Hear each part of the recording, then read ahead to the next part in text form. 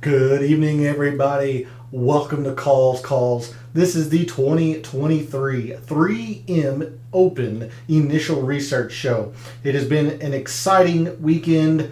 The final major of the year just wrapped up, and the very exciting alternate tournament and alternate format. The Barracuda and the modified Stableford format just wrapped up about an hour ago. But we are here for the 3M. I do have couple of shout outs. First off, congratulations to Pop's Call, who takes down third in a Barracuda DFS lineup.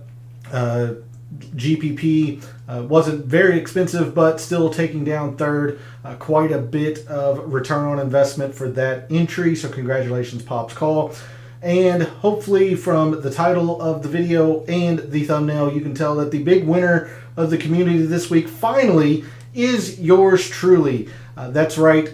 We have the outright on Akshay Bhatia at 40 to 1. Feels very, very good. Feels like getting the monkey off my back, to be honest with you, to finally get a winner across the finish line. I've had numerous close calls this year, but finally get one to go my way at the Barracuda in some unreal value. I do not understand how Akshay Bhatia was 40 to 1, but that is why I always do research for every single tournament, even the alternate field events. There is a lot of value to be had if you are willing to do the research. So I hope that you followed me in placing wagers on Akshay Bhatia. So feels very, very good to finally get a win this PGA Tour season. Yes, we're almost at the end of it, but we can finally say that we have cashed a winner for this PGA Tour season. So we're going to figure out how much we can continue the good momentum, see if we can't make it back-to-back weeks this week in Minnesota, or more than likely what's going to happen is see how much I give this winnings back.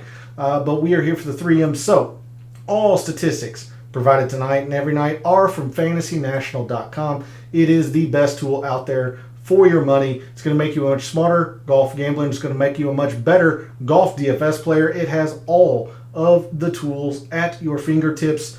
It allows a dummy like me to be able to narrow in on Akshay Bhatia and others for every single tournament. So what's it going to do in powerful hands like yours? Go check out fantasynational.com. You will not regret it.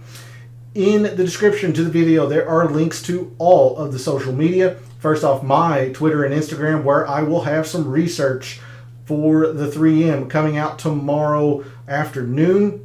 Probably research around the previous 4 winners of the 3M. The 3M has not been a very long-standing tournament on the PGA Tour, so we will be able to narrow in on all of its history since the tournament started in 2019. But if you want to see the research that I do weekly on the PGA Tour, give me a follow over at Twitter or Instagram, your preferred social media site.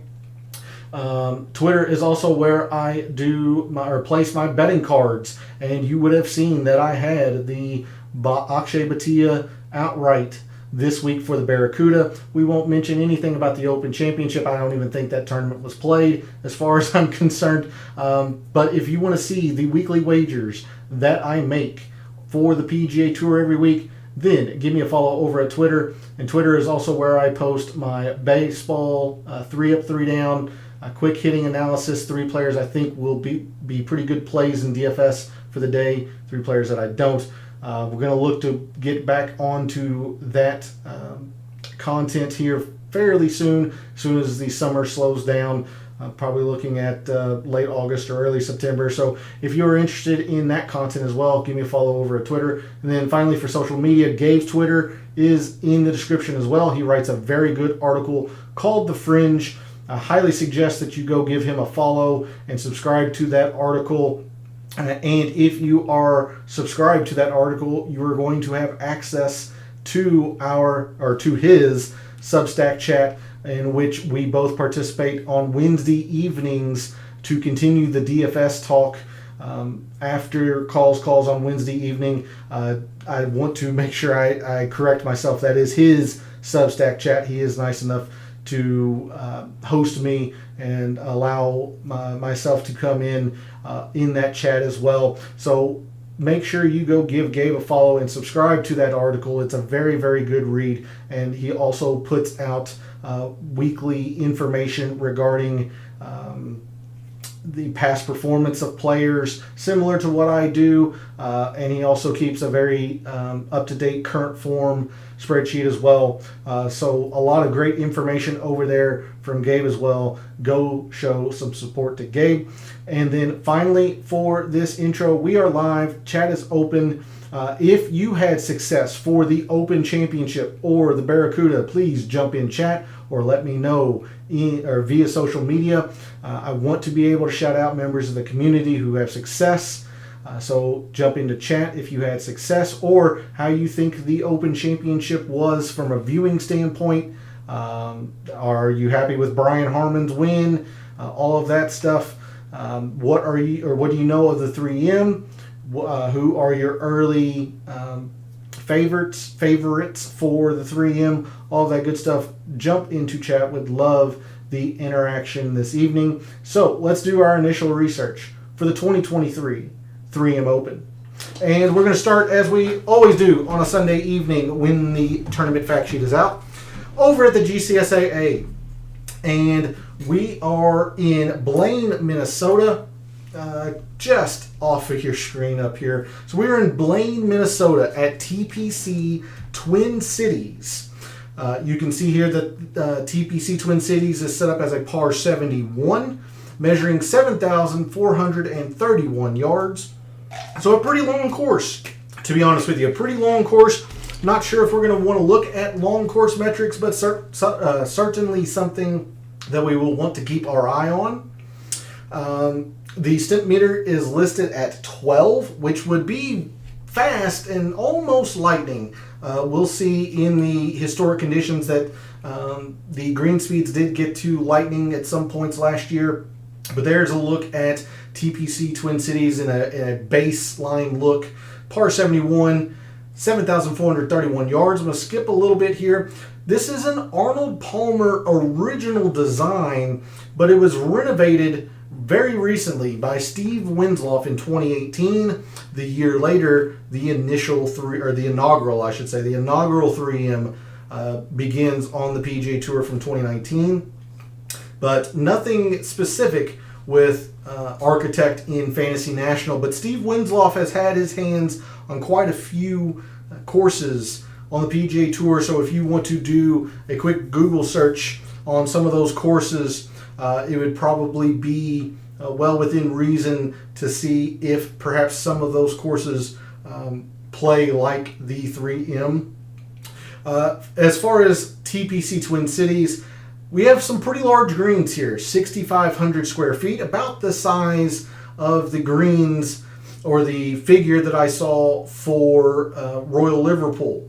So pretty large greens, especially by PGA Tour standards. A lot of fairway, 28 acres of fairway, not a whole lot of rough. But being in Minnesota, the thing that you would that should probably come to your mind first and foremost is water. Lots and lots of water. In fact, there are 27 water hazards on the course. Water comes into play on 15 of the 18 holes. While that is not necessarily someplace like the Honda, which has 17 of 18, or Pebble Beach, which has 18 of 18 holes with water in play, or close to it. Certainly water is going to be a big factor this week. So we'll see how that affects scoring later on this evening. But lots of water in play. So an initial thought would be to focus on the accurate players again this week. For grass across the course, on the greens, we are on pure bent grass. So that'll be nice. We'll be able to take a look at just bent grass putting, not having to filter for any courses. So we're on bent on the greens. The fairways are bent as well. The rough is a mixture of Kentucky Bluegrass and fescue, not unlike what we have seen recently at the John Deere, at the Travelers, and it is kept very, very long at 4 inches long.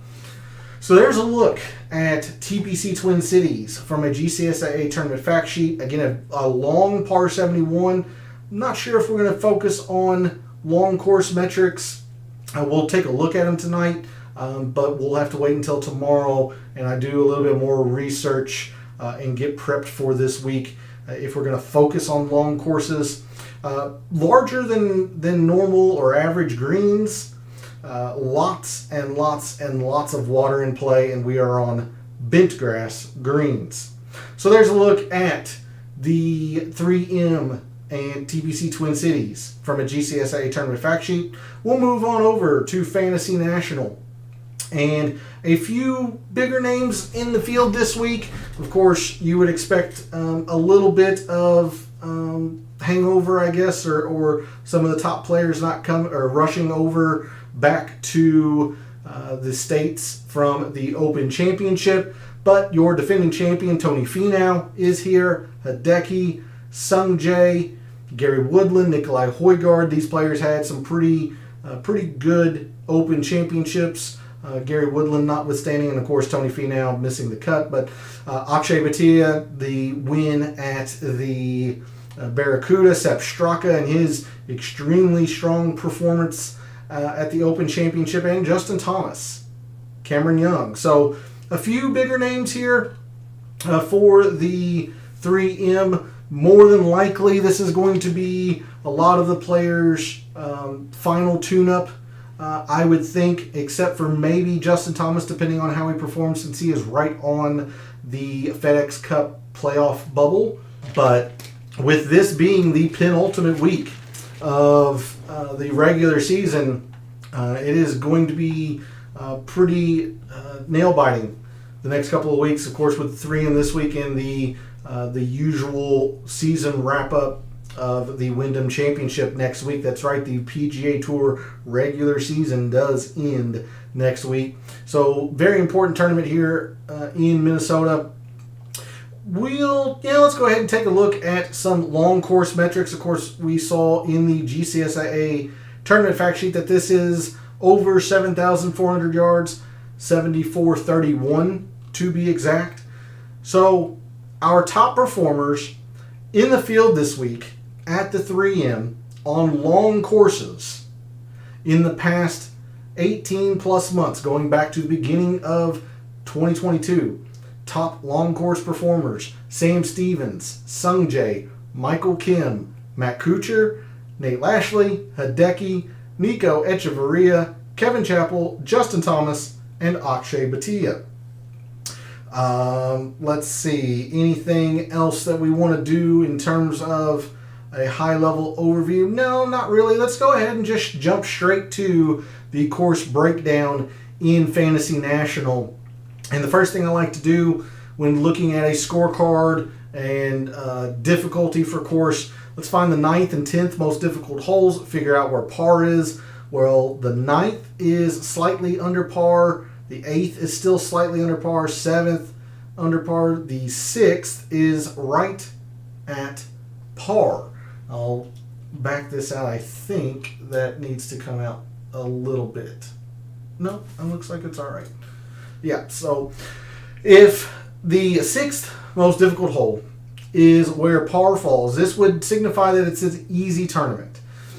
And I agree with that a little bit. The easy holes here, the par 5s, are certainly easy, attackable.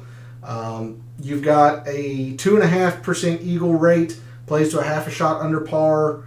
The par 5 12th, the par 5 6th, plays to a little bit more than a third of a shot under par, 2% eagle rate, 2.5% eagle rate. But you do have some pretty difficult holes here at TPC Twin Cities. The par 4 9th plays to a quarter of a shot over par. 2/10ths of a shot over par. 1200ths, 1/10th. So while the scoring might look like it's going to lend itself to be easy, I am under the impression that this is going to play more to average, certainly on the easier side of average, but more to average, because a lot of these holes, the 7th, the 8th most difficult, you go up to the the 9th and 10th, they're all right around par, just slightly under it. Now the 11th is a full 10th, the 12th is a full 10th under par, so you do start getting into some decent birdie holes once you get onto the easier holes. But there are some bigger numbers, and of course that is to be expected with so much water in play. Again, the par 4 second, 2/10 over par, yields a double 7% of the time, 6.5% of the time, double on the most difficult hole, the par 4 ninth. So big scores are out there. Moving into the strokes gained by shot type per round for your top 10s, this is a ball striker's course. Pretty through and through. You see the around the green does not really factor in for the players that finish in the top 10. Off the tee isn't necessarily all that high, but especially compared to around the green, this is lending itself to be a ball striking course. We move to the top 5s. You can see much more of the same. Around the green, not really much of a factor. The approach is heavily outweighing the putting. For our winners, all in approach. Now the around the green does bring itself up a little bit more, but it is a ball striking course. It is all about the approach here, and we'll see in Microsoft Excel later. Off the tee, even though it is nowhere near the strokes gained approach, with its heavy preference over around the green, off the tee actually does play a little bit here at TPC Twin Cities. A lot of it due, again, because of the amount of water. So we're looking at another ball striking course this week. Moving to average strokes gained by hole by par. As to be expected, our top 10s are really taking advantage of the par 5s. Moving into the top 5s, much more of the same. And for the winners, the par 4s really start to take quite a bit of precedent. Par 3s are honestly fairly even. You see, for the top 5s, it's about a 10th. For the top 10s, a little bit over a 10th. They gain for the winners, absolutely. They gain quite a bit. But I don't want to be thrown off with this par 3 performance only by the winners, because I have a feeling it might be an outlier, and we'll really dig into that tomorrow in the Data Dive show.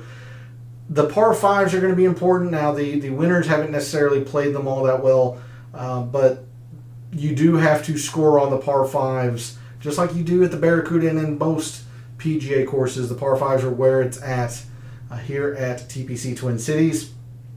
Hole composition, 4 par 3s and 3 par 5s. That is what's leading to our par 71. Our par 3s pretty evenly distributed. We do have 2 long par 3s, 200 to 225, 1 medium length and 1 very long, 225 plus. Our par 4s, 2 short par 4s. I don't want to say drivable unless in the best of circumstances, but 2 short par 4s, 350 to 4. Majority of our holes, 400 to 450 par 4s. And we have 3 par 4s from 450 to 5. We do have 2 very long par 4s at 500 plus, including the most difficult hole, par 4 ninth, measuring at 502, and the par 4 third most difficult hole, par 4 third at 501. So you can easily see those coming into the 450 to 500 range as well. So we'll see a little bit tonight, but more so tomorrow, if any of these specific ranges matter the most. And all of our par 5s, every single one, all 3, fall between 550 and 600 yards here at TPC Twin Cities. Approach shot distribution, the majority of approach shots, at least compared to the PGA Tour average, is 175 to 200. About 21% here versus 17.5 at the average PGA Tour course. The majority of approach shots just overall come from 200 plus. So we'll see if the long iron approaches are what matter at TPC Twin Cities. It'll be something that we'll really dig into tomorrow. Moving to historic cut line, and the reason why I truly believe this is more of an average difficulty as opposed to easy. The first year, 2019, did play at -2, but that would still technically be considered average. On the boundary of easy and average, but average nonetheless. And then -1, and last year it moved all the way to +2, which would be right on the boundary of difficult. I don't think TPC Twin Cities is difficult. It certainly can be with all the water, but I'm much more confident in this, -1 even par range for a historic cut line as opposed to last year's +2. Scoring distribution, many more scores under par. As you see, 21% birdies versus 13% bogeys, but this doubles bar is visible. It's quite visible.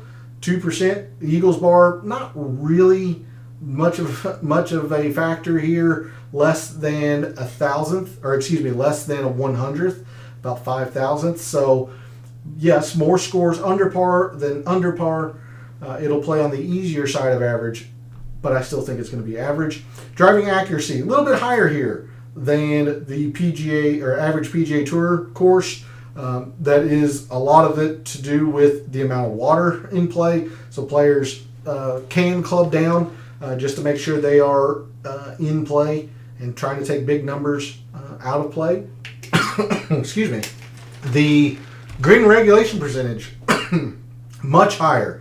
These greens are larger than average tour size.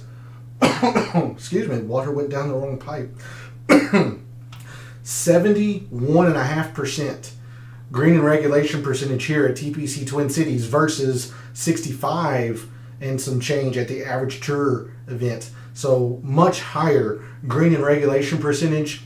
That would lend itself to at least initial thought, meaning that green and regulations might not be the metric we want to look at. Scrambling, however, is much less successful here. Only 55% versus 57.5%. So perhaps scrambling is an important quality that we'll want to look at. 3 putts per round, even though these greens are bigger than tour average, still not up to the average tour event. And driving distance, even with the slightly higher driving accuracy, again, these are some pretty wide fairways, but if you are way offline, you're going to find the water. But they are some pretty forgivable fairways, so the distance is quite high, 290 versus 283 at the average tour course. And then proximity, and I mean by the slightest of margins, just under average tour event, 29 exactly here versus 29.08 at the average tour event. So there's a look at TPC Twin Cities from a graphical and scorecard view in Fantasy National. We'll come back to the player page view, and this, let's see, I took off the filter. Let's take a look at some metrics here. We'll take a look at off the tee and approach, and then we'll really dig into some putting. So for the players in the field this week at the 3M, our top off the tee players this calendar year have been Keith Mitchell, Cameron Young, Brent Grant, Gary Woodland, Garrick Higo, Luke List, Cam Davis, Ludwig Aberg, Kevin Yu, MJ Duffy, and Austin Eckler. Our top strokes gained approach players this calendar year: Tony Finau, Gary Woodland, Hideki, Mark Hubbard, Tom Hoagie, Nate Lashley, Sepp Straka, Kevin Roy, Eric Cole, and Aaron Rai. I have not seen any field changes as of yet. Granted, I took a quick look in between the celebration of the Barracuda win and the show tonight, but I have not seen any field changes. So if there are any, feel free to jump in chat and correct me. But there's our look at our top ball strikers in each individual category. let's go ahead and take a look at putting. And before we do that, let's go to the historic conditions. I mentioned that stimp meter would read as fast at 12.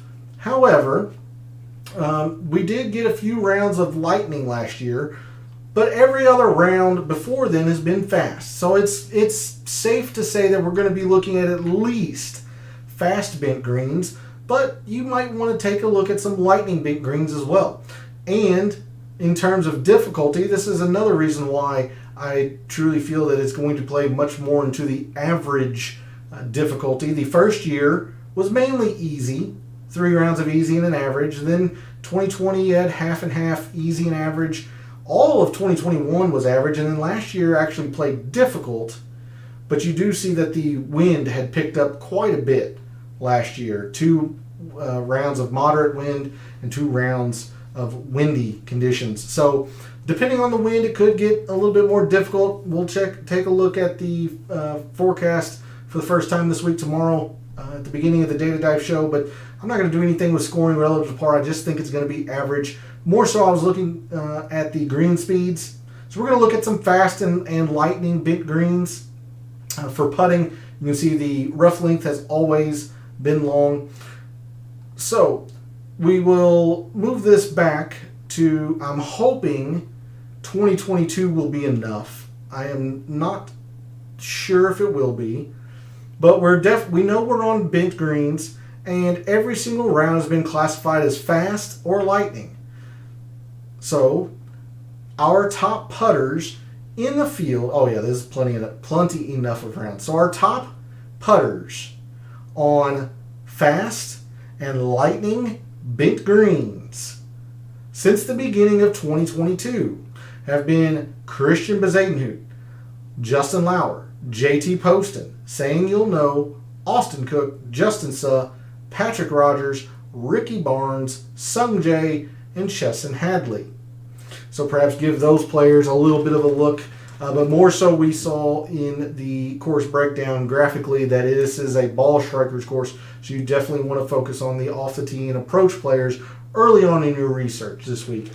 And then the only other thing we'll take a look at in terms of a statistic tonight, we saw, except for the winners, that the par 5s really played a factor. So we will remove the filters, or apparently in this case I'm going to add Bermuda. That's stupid. All right, let's remove all of the filters. I'll bring this into just 2023 and take a look at the top par 5 performers. So the top par 5 performers in the field this week at the 3M, we have Sung Jae, Davis Thompson, Tony Finau, Dylan Wu, Ludwig Aberg, Cam Davis, Vincent Norman, Justin Thomas, Matt Kuchar, and Kevin Chappell. All right. We'll now move to the tournament history, strokes gained total tab, however you want to phrase it. But the 3M, as I mentioned in the intro and during the GCSIA fact sheet portion of the show, has only been on the PGA Tour for 4 years, so we don't have a whole lot of data. Again, our defending champion, Tony Finau, 2021, Cameron Champ. So 2 players with a lot of length already in the first 2 years, or the past 2 champions. 2020, the champions out here is Michael Thompson, not very prodigious in length at all.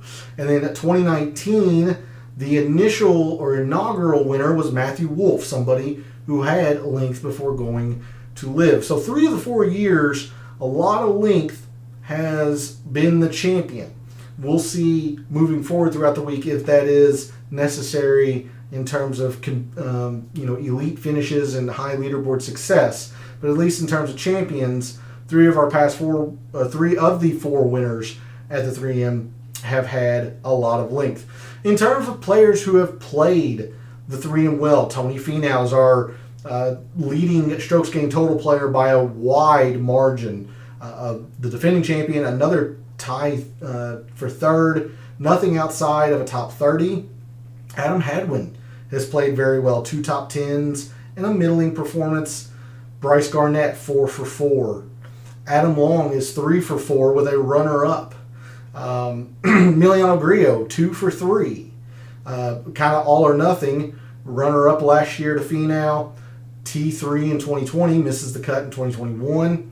Patton Kizzires 4 for 4. Nothing inspiring in terms of elite finishes, but 4 for 4. So very consistent here. Some other players, Troy Merritt, Scott Piercy, 3 for 4. We have Ryan Armour, 2 for 4 with a top 10. James Hahn, a very, very good Barracuda, 1 for 2, top 5 last year. Aaron Baddeley, 3 for 3. So there's some of your top performers historically at the 3M. The other end of the spectrum, players who have not played well at TPC Twin Cities. Martin Traynor, 1 for 4. Doc Redmond's 0 for 3. Austin Cook, 1 for 4. Charlie Hoffman, 0 for 2. It's been 2 years since he's played, but still 0 for 2. Brian Gay, 1 for 4. Ben Martin, 0 for 3. Matthew Neesmith, 1 for 3. Landry, Lashley, Harry Higgs, 0 for 3. Ricky Barnes, 1 for 3. So there's a look at some of the players who have not played TPC Twin Cities very well in the 4 years that it's been running on the PGA Tour. With that, that's a pretty good segue. We'll move to Microsoft Excel and take a look at TPC Twin Cities in a couple different views. First off, we'll compare it to other full field courses on the PGA Tour, other continuous courses on the PGA Tour, and again, just emphasizing the ball striking. You can see off the tee, 25% more important. Approach, 31% more important. Around the green, not a factor at all, 28% less important. Putting, slightly higher, but again, just the emphasis in ball striking. And I don't see that changing from now until tomorrow and then into Wednesday when I make the mixed condition model. I'm going to be focused on ball striking, as that is what has lended itself to the best finishes for that week. Moving into driving and accuracy and greens, even though the distance is much higher here than the average PGA Tour event, you see the distance is actually 25% less important. It's been the fairways, and that kind of makes some sense. If there's so much water in play, you're going to have to find the fairway to be in play. Obvious statements are obvious, but if everybody is having driver in play, then it looks like, at least for TPC Twin Cities, you need to find the accurate drivers. And again, mentioning how I thought greens, at least at an initial thought, might not be all that important because the greens are so high and they're so easy to hit, or the greens are higher or larger than average tour size, and they are hit at a higher percentage than the average tour green. You see greens are actually less important. So at least in an initial look, we're going to be trying to find our fairway finders. Preferably ones with some distance, but it's looking like fairways gained is the most important driver and accuracy metric early on this week. Moving into scoring. Again, these are pretty close to each other. Birdies slightly more important, bogeys slightly less important. Not sure I'm going to do anything with scoring. If I do, it looks like it might be opportunities early on this week, as these two are so close to being PGA Tour average. So might be opportunities gained, but we'll really take a look at this in terms of prior leaderboards tomorrow in the Data Dive show. Nothing stands out here immediately. Moving into the par threes, remember we have 1 from this range on the scorecard, 2 here, and 1 here. In fact, the 1 that is on the scorecard seems to be the most important against other full field courses. That's why I like going into the detail, and we'll do that tomorrow.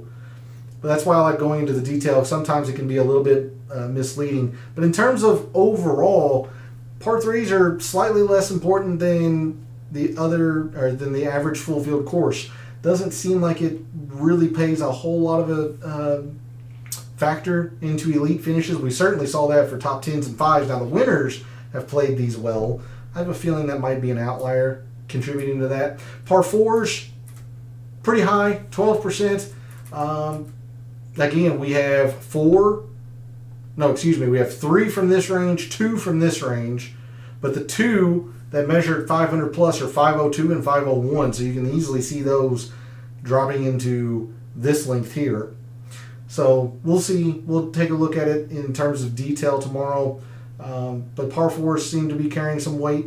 Surprisingly, and I'll admit, surprisingly, the par 5s are a little bit less important than the average full field course, continuous course, which is interesting to me. Now, every single par 5 on the scorecard measures to here. So you can see they've moved the tees and the pins around to where one of those par 5s must play or have the capability to play less than 500 yards. But all 3 of them on the scorecard measure to here, and they are carrying significant weight against other full field courses. So we might have a situation where we're just looking at this length of par 5s. Lastly, in terms of proximity, total procs could make some sense. Again, these greens are large, so that could play a factor. But the majority of approach shots, especially against other full field courses, are here, and it's right at average, just slightly under. For our elite finishers, it's looking like it's the wedges, which doesn't make a whole lot of sense considering there are quite a few long par 4s and the par 5s are attackable here. So again, another case where we'll have to do some investigation tomorrow in the data dive. But there's a look at TPC Twin Cities against other full field continuous courses on the PGA Tour. Just again, the emphasis in ball striking, looking like we're going to want to focus on the fairways for the driving and greens page view, but a whole lot of ball striking. All right. To round out the show this evening, we're going to move to the early look file. This is performance specifically at TPC Twin Cities in the past 4 years. So you can see Tony Finau, our heavy strokes gained total leader, has played the 3M 4 times. He has an average finish of 14th. He's never missed a cut. Alex Noren has played it 1 time, finished 3rd, didn't miss the cut, etc. I'm going to filter out anybody who has not played multiple times. I want to see the players who play often, or at least semi-often, what they've been good at and what they do very well at TPC Twin Cities. So for the players who are averaging a top 40, and this is only 12 players, so right off the bat, that's showing you that this seems like it could be a pretty volatile course, and that makes a whole lot of sense with the amount of water in play. Volatile meaning one player can play very well one year and then not the next, with the exception of some of these elite performers like Tony Finau and Adam Hadwin. Let's see, Sung Jae off the tee. Finau's doing it all in approach and has been actually gaining on the greens as well. So if we look at the players that average a top 40, this is a 1.5. It's pretty high. This is a 2.4. Holy mackerel. 2.4. That is very, very high. So again, just heavy emphasis in the ball striking historically here at the 3M. Around the green, only a 0.6. Putting, 1.5. It's saying that it is as important as off the tee, but again, these are your players that have been finishing very high on the leaderboard. You would expect them to be making putts if they're finishing that high. I still think off the tee is going to carry a significant more amount of weight than putting, but players like Sung Jae and Finau and Hadwin especially, JT Poston, Michael Gligic, these guys have really performed well year over year on the greens here at TPC Twin Cities. Rogers and Kazire, Baddeley, so on and so forth.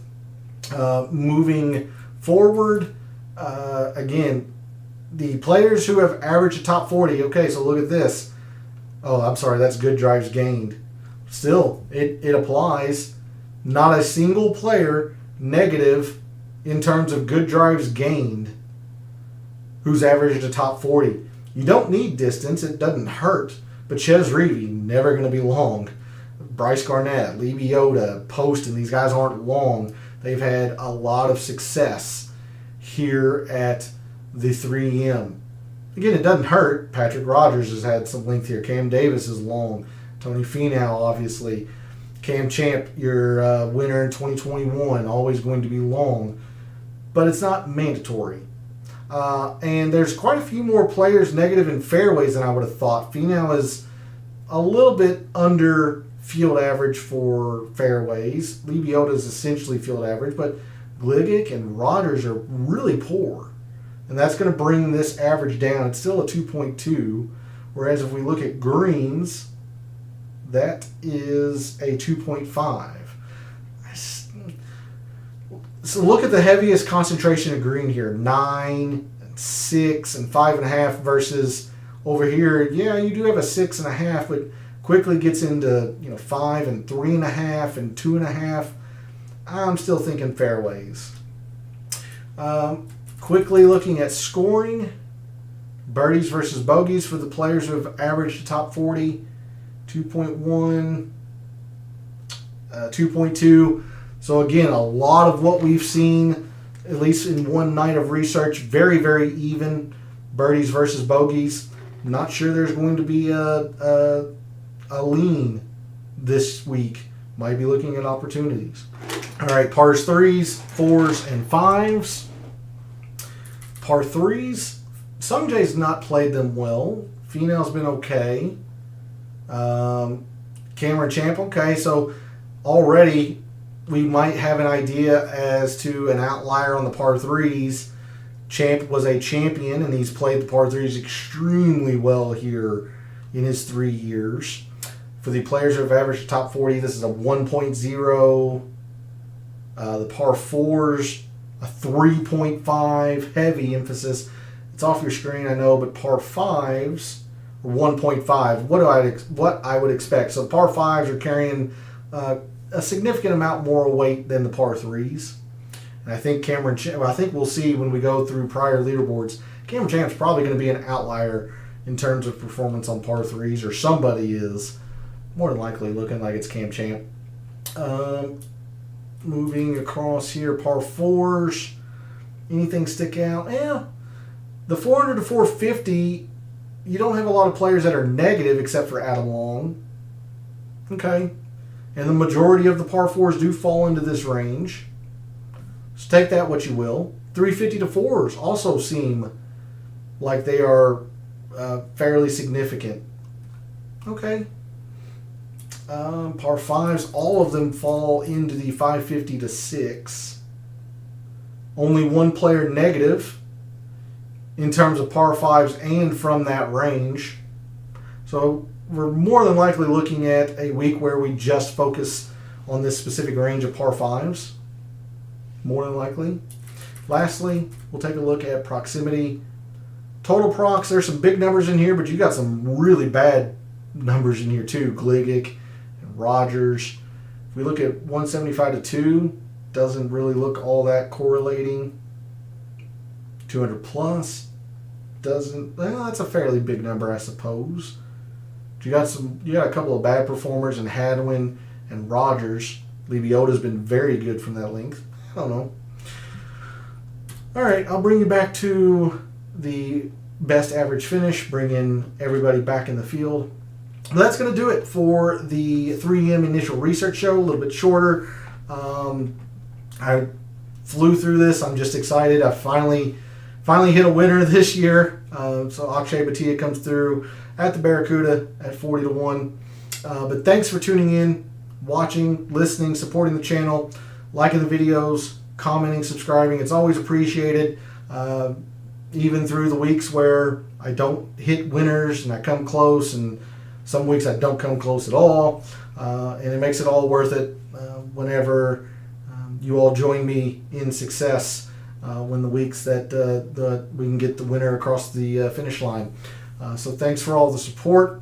For all of the wagers that you made this past week for the Open Championship and the Barracuda, for all the DFS contests you played this past week for the Open Championship and the Barracuda. And until I see you tomorrow night for the Data Dive Show, may all your bets be profitable.